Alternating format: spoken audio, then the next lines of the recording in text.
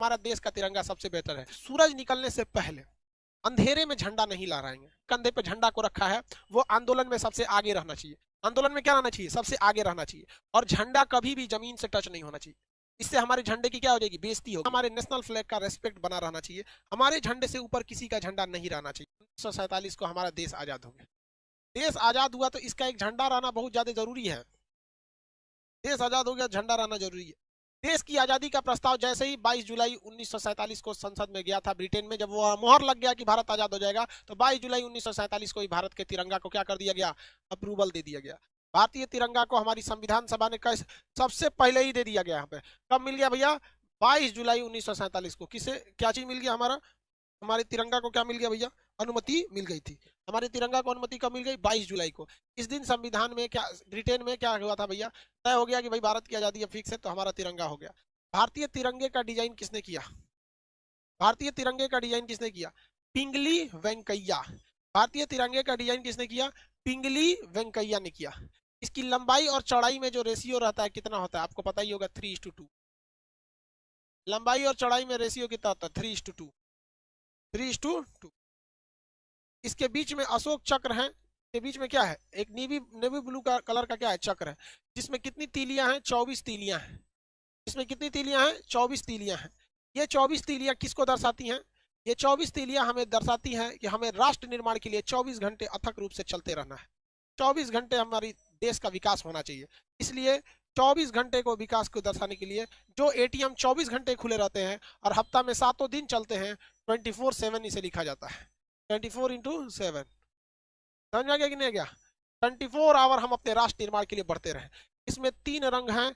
कौन कौन सा? तो देखिए, ये रंग तो हालांकि ये धार्मिक रंगों को भी दर्शा देते हैं, और ये ऐसे भी देखेंगे, हरा रंग हरियाली को, हरा रंग हरियाली को है। केसरिया बलिदान का। सफेद रंग शांति के लिए, हम कभी किसी देश पे लड़ाई वगैरह नहीं करते हैं। हाँ, हमको अगर कोई मारेगा तो हम पूछेंगे, ये बात तो कंफर्म है।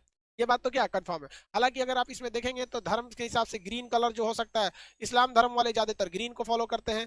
हिंदू धर्म के लोग में केसरिया है। सफेद रंग बाकी क्रिश्चियन हो गए, ये लोग हो गए ये। हालांकि ये धार्मिक कलर से इसे कोई ध्यान देखता नहीं है। केसरिया, सफेद, हरा, ये हमारा बलिदान का है। केसरिया रंग किसे दर्शाता है? बलिदान का दर्शाता है। कुछ लोग कहते हैं केसरिया नहीं होगा, कुछ लोग कहेंगे हरा नहीं होगा। अरे हमारा देश का तिरंगा सबसे बेहतर है।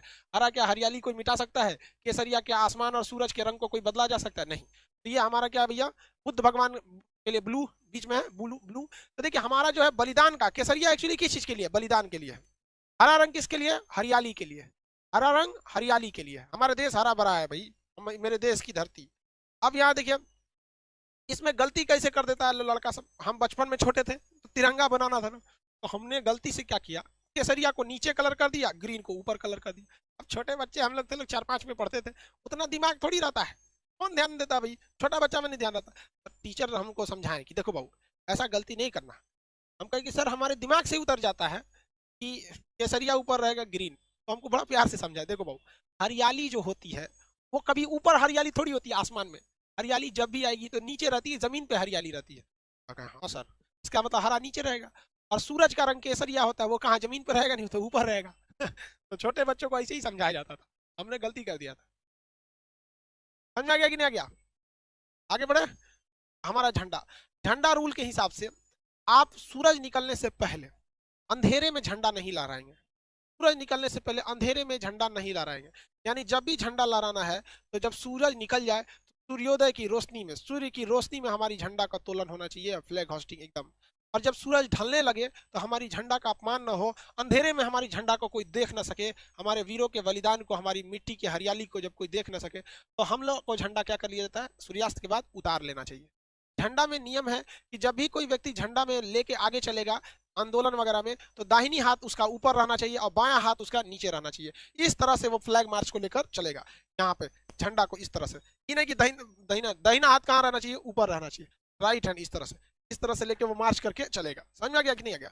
अब जैसे मान के चलिए कि अगर सैनिक हैं, अगर हमारे देश के सैनिक हैं, तो सैनिक को परेड वगैरह लंबी दूर तक नहीं रहना। अब मान के चलिए किसी को आंदोलन करके लेके जाना है झंडा, तो उसे क्या करना है? अपनी गाड़ी पर झंडा सबसे ऊंचा रहना चाहिए। अगर आप किसी धार्मिक झंडे को इस झंडे के साथ लगाना चाहते हैं, या भारत में रहकर किसी अन्य देश का झंडा लगाना चाहते हैं, तो कोई भी झंडा भारत के झंडा से ऊपर नहीं हो सकता। जैसे मान के चलिए किसी को अपना केसरिया झंडा लगाना है, किसी को हरा, किसी को लाल, किसी को गुलाबी, किसी को कुछ भी, तो वो इस झंडे से नीचे रहना चाहिए। हमेशा हमारे नेशनल फ्लैग का रेस्पेक्ट बना रहना चाहिए। हमारे झंडे से ऊपर किसी का झंडा नहीं रहना चाहिए, किसी को कोई दिक्कत नहीं।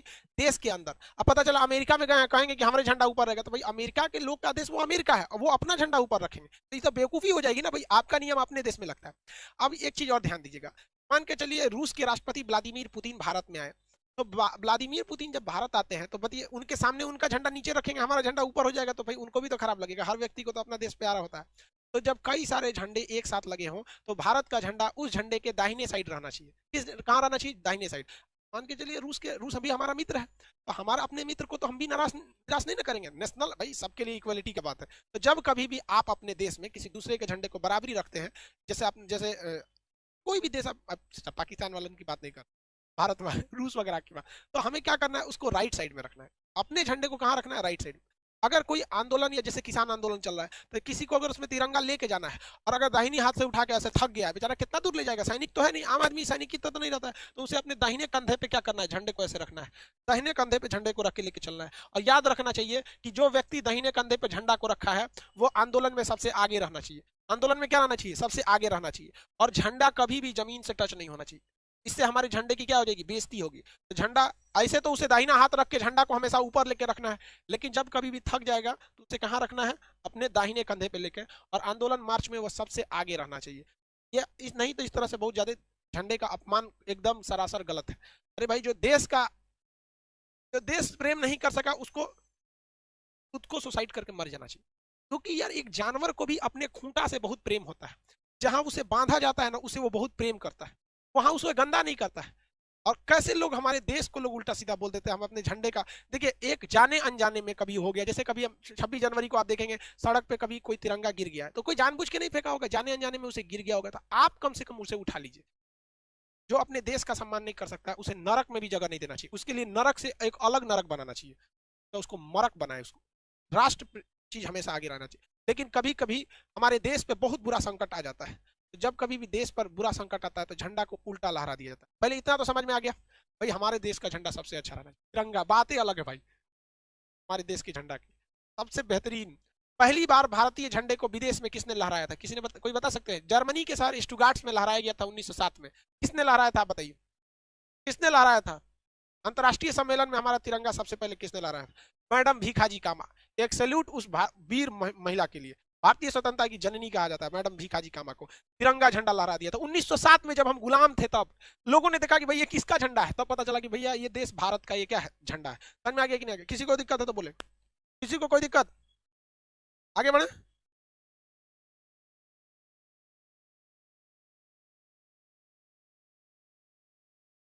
आगे बढ़े। अब देखिए, झंडा के साथ दो कंडीशन। ये जो झंडा ऐसे सीधा है, अगर हम इसे ऐसे कर देंगे झंडा को, तो टेबल कुर्सी पे जब झंडा रहता है तो दो झंडे ऐसे रह जाए तो कोई दिक्कत नहीं है। दो दो झंडे अगर तिरछा हो जाए तो कोई प्रॉब्लम नहीं है। जैसे ये देखिए, अभी कोई दिक्कत नहीं, अभी कोई दिक्कत नहीं है, अभी कोई दिक्कत नहीं। लेकिन अगर हमारे राष्ट्रीय स्मारक जैसे सुप्रीम कोर्ट, राष्ट्रपति भवन, इस सब पे अगर जो झंडा सीधा लगता है, वहां का झंडा तिरछा नहीं होना चाहिए। कहाँ लगाया गया था? एक सेकंड बाबू, झंडा लगा देते पहले, यही ना? ठीक है, झंडा लगना, झंडा जैसे राष्ट्रपति भवन का झंडा है, अगर इस झंडे को इस तरह से झुका दिया गया तो समझ जाइएगा कि देश का बहुत बड़ा क्षति हुआ। राष्ट्रीय शोक अगर होता है, दुख दर्शाया जाता है कि ऐसा दुख जो पूरे देश को लगा है, तो उसमें राष्ट्रीय झंडा झुकना चाहिए। जैसे हमारे एपीजे अब्दुल कलाम का जब निधन हुआ था, हमारा झंडा झुक गया था। हमारे पूर्व राष्ट्र प्रधानमंत्री अटल बिहारी वाजपेयी जी का जब निधन हुआ था, तो हमारा झंडे को क्या किया गया था? झुका दिया गया था। तो जब देश को एक अभूतपूर्व, एक बहुत बड़ी क्षति हो जाती है, कोई बहुत बड़ा देशभक्त या बहुत बड़े व्यक्ति की जब निधन हो जाती है, तो राष्ट्रीय शोक मनाने के लिए, ये दिखाने के लिए कि हमारा पूरा देश आज शोक में डूबा हुआ है, हम अपने झंडे को क्या करते हैं? झुका देते हैं। हम अपने झंडे को क्या कर देते हैं? झुका देते हैं। समझ में आ गया कि नहीं? किसी को कोई दिक्कत नहीं? आगे बढ़े। अब एक होता है उल्टा झंडा। उल्टा झंडा का मतलब ऐसे नहीं होता है कि लकड़ियां ऊपर कर देंगे, ये उल्टा झंडा नहीं है। उल्टा झंडा का सेंस क्या होता है कि केसरिया कहाँ हो जाएगा? नीचे। केसरिया कहाँ हो जाएगा? नीचे। और ग्रीन वाला कहाँ हो जाएगा? ऊपर। उल्टा झंडा का मतलब होता है कि हमारे राष्ट्रीय शोक है, मतलब कोई विकट परिस्थिति आ गई, भयानक भूकंप आ गया हो, भयानक कोरोना कंट्रोल के बाहर हो गया है, त्राहिमाम त्राहिमाम हो गया है, कोई बहुत बड़ा जल सैलाब आ गया है, बहुत भूकंप टाइप का कुछ या सुनामी टाइप का कुछ आ गया, राष्ट्रीय संकट आ गया है, तो अब हम अपने झंडे को क्या करते हैं, उल्टा कर देते हैं। अपने झंडे को क्या करते हैं, उल्टा कर देते हैं। ये हमारे झंडे का उल्टा। भगवान न करे कभी हमारे देश पे ऐसा संकट आए, हमारी भारत माँ का झंडा हमेशा लहराता रहे शान से एकदम। यहाँ पर राष्ट्रीय शोक जो है भाई हमारे देश में कभी कभी तो होते ही रहते हैं, जैसे ये हमारे साइंटिस्ट अब्दुल कलाम, अटल बिहारी वाजपेयी, ये लोग हमारे, इनका गुजरना हमारे लिए भाई साहब एक तो बहुत बड़ा क्षति ही है। आगे बढ़े, झंडा से रिलेटेड किसी को कोई दिक्कत नहीं, भगवान न करे हमारे झंडा कभी उल्टा हो, ऐसा कोई संकट ना आए देश पर, भगवान स्पेशल ध्यान दीजिएगा, हमारा देश का झंडा सीधा ही रहे। आगे बढ़े,